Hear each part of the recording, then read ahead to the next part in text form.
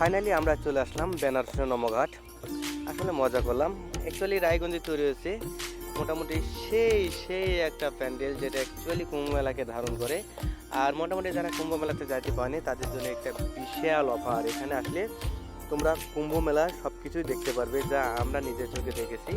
So ভিডিওটা একটু লেটে ছাড়লেও মোটামুটি আমার ভিডিওতে তোমরা সব কিছু দেখতে পারবে কুম্ভ মেলার অবস্থান।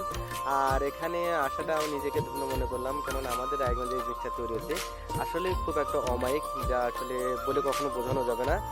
আর বিশেষ করে কুম্ভ মেলা, তো কুম্ভ মেলা যারা গিয়েছিল তারাই বলতে পারবে কুম্ভ মেলা কতটা সুন্দর আর কতটা আসলে মাধুর্য সম্পন্ন।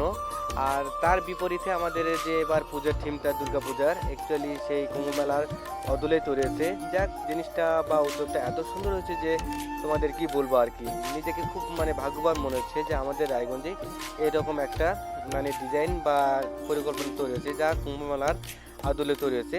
জাস্ট খুব সুন্দর একটা। সো সবাইকে বলবো এনজয় করতে থাকো ভিডিওটা। সবাই ভালো থাকো।